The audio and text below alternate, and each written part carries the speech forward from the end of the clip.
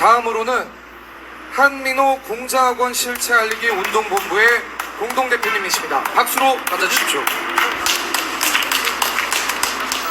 예, 저는 추도사를 준비를 해왔습니다. 낭독을 하겠습니다. 오토 원비어를 기리며 2017년 오늘 6월 19일 오토 원비어는 겨우 23살의 나이에 북한 공산왕조의 잔인한 고문으로 세상을 떠났습니다. 그러나 그의 죽음은 결코 헛되지 않았습니다. 북한 공산왕조가 얼마나 악마적인 집단인지를 지구촌 모든 사람들에게 생생하게 입증했습니다. 한국인들은 물론이고 인류가 북한과 공존하는 것은 불가능하다는 것을 온몸으로 증명했습니다. 우리 사회 일각에 북한과의 평화 공존, 나아가 연방제를 주장하는 자들이 있는데 그들의 주장이 얼마나 악질적인 망상인지를 처절하게 보여주었습니다. 원비어의 희생은 대한민국 국민들을 다시 한번 각성시켰습니다. 그 결과 우리는 1년 전에 대통령 선거에서 윤석열 후보를 우리의 대통령으로 선택했습니다.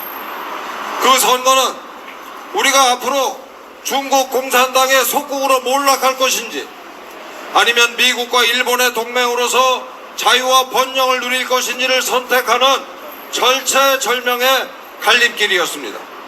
우리 국민은 미국과 일본을 선택했습니다. 자유와 번영을 선택했습니다. 윤 대통령은 작년 11월 13일 프놈펜 정상회담 공동성명을 통해서 한미일 3국의 동맹이 자유와 인권의 가치를 공유하는 안보, 경제, 기술 동맹임을 분명히 했습니다. 한반도와 동북아뿐만 아니라 인도 태평양 지역에서의 포괄적 협력과 적극적인 역할을 다짐했습니다. 미국을 중심으로 한 자유진영과 중국 공산당의 결전을 앞두고 대한민국의 안녕을 위한 필수적인 장치를 마련한 것입니다. 며칠 있으면 6.25 전쟁 73주년입니다. 6.25 전쟁은 처음부터 끝까지 중국 공산당과의 전쟁이었습니다. 전쟁 직전에 중공군 정예부대 3개 사단이 북한인민군의 주력으로 편입돼서 편성이 됐습니다. 전쟁을 치르는 동안 총 300만의 중공군이 참전했습니다.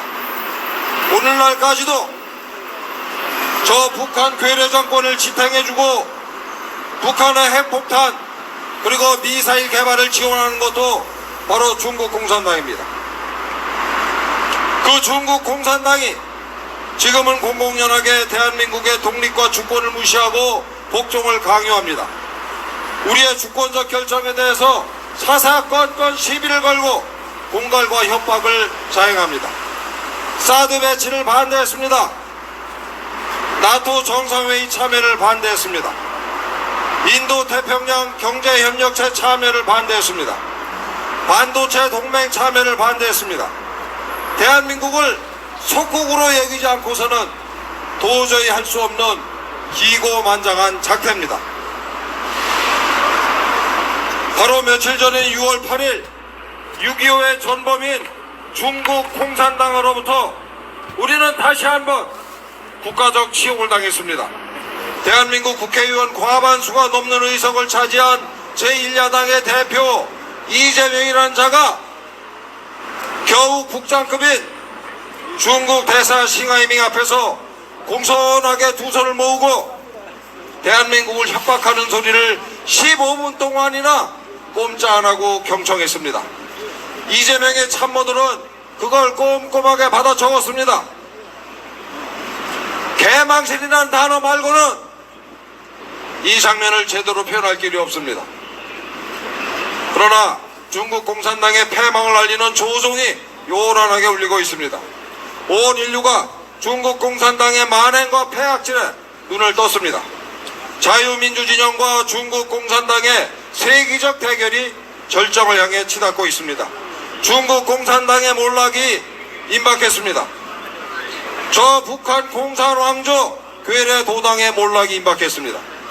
자유민주진영과 중국 공산당이 동행하던 시대 그래서 우리가 안보는 미국, 경제는 중국이라면서 양다리를 걸칠 수 있었던 시대는 이제 끝났습니다.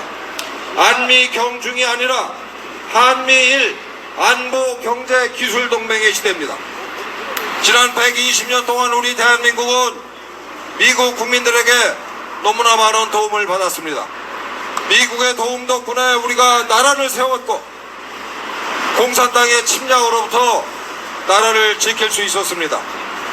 6.25 전쟁으로 폐하가 되었던 세계에서 가장 가난했던 나라가 미국의 도움 덕분에 세계 10위권 안에 드는 경제 대국으로 성장할 수 있었습니다. 오토 원비어 사망 6주기를 맞이한 오늘 우리 대한민국 국민들은 재차 다짐합니다. 이제는 우리가 보답을 하겠습니다. 한미일 동맹의 든든한 일원으로서 한반도와 동북아뿐만 아니라 인도 태평양 지역에서 자유와 평화를 지키는 든든한 방패가 되고 중국과 북한의 공산당을 겨누는 날카로운 창이 되겠습니다. 끝으로 오토 원비어군의 영면을 기원하면서 유가족에게 깊은 위로의 뜻을 전합니다. 2023년 6월 19일 대한민국 자유시민 일동 감사합니다. 박수!